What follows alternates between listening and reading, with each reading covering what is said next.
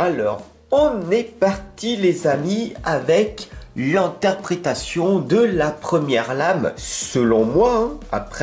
Après tout, je vous l'explique le plus simplement et le plus intuitivement possible. Donc, vous voyez ici, on est avec la première lame qui est le battleur dans le tarot de Marseille et avec le numéro 1.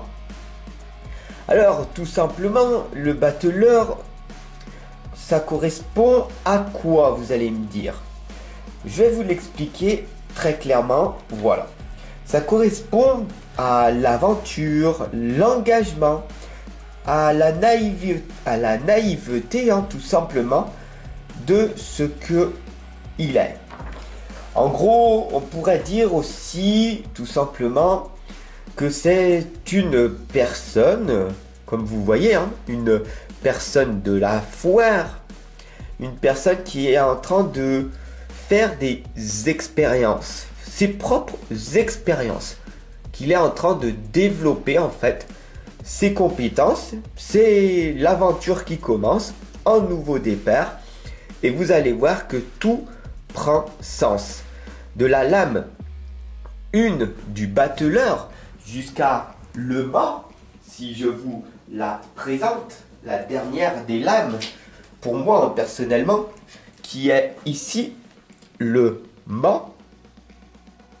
Vous voyez, c'est un commencement, et la dernière des lames qui n'a pas de numéro, elle correspond tout simplement à l'aventure. Ça y est, il est prêt, le battleur, il a fait des expériences, il est passé jusqu'à la lame 21 du monde, il a traversé toutes ces expériences, son vécu au niveau spirituel, il s'est réalisé pleinement, et donc du coup, il est assez fou en fin de compte de partir à l'aventure avec tous ces bagages.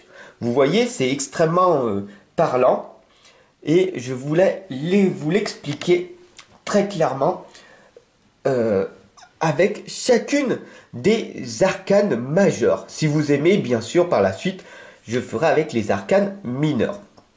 Alors, c'est parti, on va voir dès à présent tout simplement les symboles. Donc, comme vous voyez ici, on a une table, et ce qui est bizarre, c'est que cette table, elle a 3 pieds. Elle n'en a pas que 4. Alors, à votre avis, à quoi cela correspond? Je vais vous le dire, hein, et puis c'est tout simplement un avis personnel, hein, à force d'avoir étudié en permanence les livres sur le tarot, j'en ai fait cette déduction par moi-même. L'absence de ce 4e pied, hein, selon moi, apparaît tout simplement dans de nombreux rituels traditionnels. Il faut vraiment que vous en preniez conscience. Le 4e pilier est invisible, d'accord? Donc, en gros, d'une manière générale, la symbolique du pilier se rattache tout simplement à celle de l'axe du monde. Qu'est-ce que cela veut dire? Ça veut dire que, en fait, selon moi, encore une nouvelle fois, la quête de l'esprit en fait ouvert à la quête de la 4e dimension et le désir profond de la réaliser font de l'homme un initié. Voilà ce que j'avais envie de vous partager à travers le symbole de la table. Il faut vraiment que vous compreniez que le symbole de la table, c'est un établi, d'accord? C'est il y a sur cette table tout simplement des symboles qu'on va regarder par la suite, hein, les éléments. Ici, on a un sac, on a ici 2 dés, on a un couteau avec un fourreau, on a aussi un gobelet rouge, des pièces rouges, ici et ici, des pièces en or, une aussi dans sa main, un bâton. Voilà. Et puis ici, on a le chapeau, le symbole du 8, le symbole de l'infini, qui est très présent. Vous allez voir sur toutes les lames pratiquement du tarot de Marseille.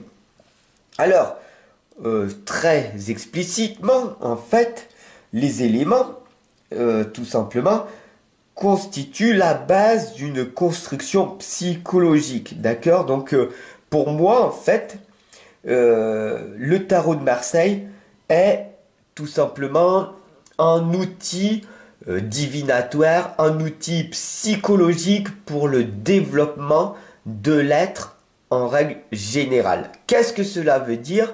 Le développement de l'être, c'est avant tout le développement psychologique, le développement personnel, le développement spirituel et bien sûr on pourrait aller beaucoup plus loin avec le développement chamanique qui fait partie de l'être et c'est là qu'on voit, hein, il a le bâton en l'air qui correspond tout simplement aux expériences qui nous permettent de nous développer chaque être humain. Retenez tout simplement que cette lame du battleur vous indique que chaque expérience que le battleur fait, ça lui permet tout simplement de donner une chance pour se développer, pour évoluer, pour découvrir, pour se perfectionner, pour grandir. Voilà cette première lame pour moi. D'accord?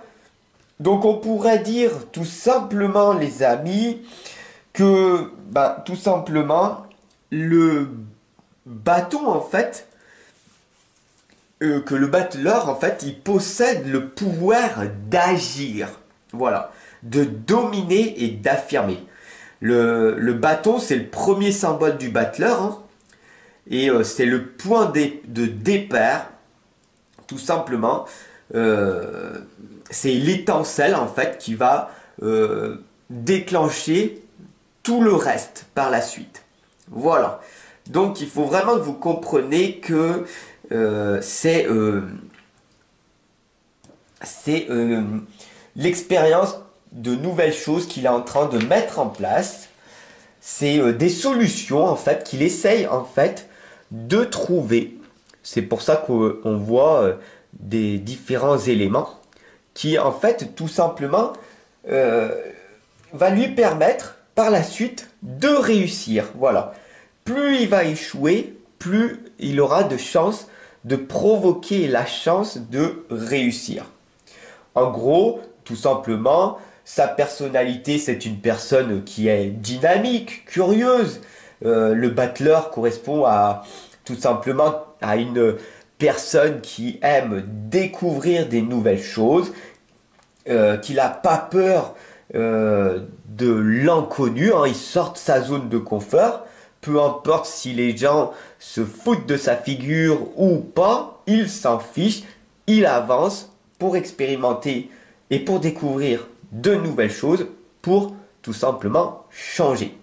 Voilà. Et donc il aime le changement, il aime ces nouvelles étapes qui poussent le battleur à aller de l'avant. Bien sûr, cette lame, là je vous ai expliqué ce que c'était le battleur. Selon moi, encore une nouvelle fois, tout ce qui était du côté positif des choses, sachez que on pourrait en parler pendant des heures et des heures, mais je voulais vous le faire très simplement, très rapidement, pour ne pas vous plomber et vous... Voilà. Et j'ai envie que vous développez cette curiosité après, par la suite, de vous intéresser au tarot, voilà, aux oracles, voilà. Donc là, c'est vraiment une base et par la suite, peut-être que je ferai des formations en ligne très poussées pour mes étudiants, voilà, pour ceux qui veulent, en tout cas. Donc voilà, ça c'était le côté le battleur, du côté positif des choses, très rapidement. Du côté négatif, hein, quand on a la carte du battleur qui qui est à l'envers, à quoi cette lame correspond, hein, d'accord? Tout simplement, elle correspond au battleur qu'on pourrait dire qu'il a beaucoup de doutes. Il a peur, il est vraiment effrayé. Il sait toujours pas par où il commencer, dans quelle direction aller. Il est perdu. Il faut vraiment que vous compreniez que le battleur, c'est un débutant. D'accord?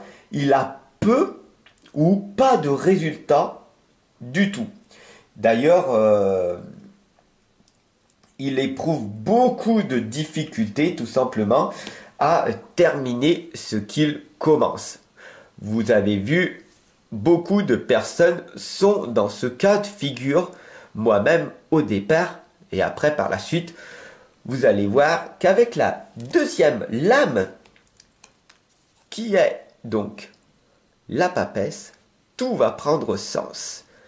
Allez, je vous retrouve pour cette interprétation de la papesse. Voilà, je vous remercie tout simplement de m'avoir suivi pour cette interprétation du battleur. Vous pouvez partager, bien sûr, vous pouvez vous abonner et bien sûr, vous pouvez retrouver ces 22 lames arcanes majeures et tout simplement aller dans la playlist et d'aller sur vidéo aléatoire chaque jour et de voir l'interprétation qui est tout simplement fournie dans cette playlist. Voilà, c'est offert pour vous. Vous avez les 22 lames arcanes. Vous pouvez avoir l'interprétation passé, présent, futur, par exemple, en cliquant sur la vidéo aléatoire. Vous tombez peut-être sur le battleur, sur l'impératrice et sur le chariot. Vous avez les 3 interprétations. Et voilà, c'est fait, c'est cadeau. Allez, je vous remercie de votre écoute et je vous retrouve tout de suite dans l'interprétation de la deuxième lame après le battleur qui est donc la papesse. Allez, à tout de suite pour la papesse.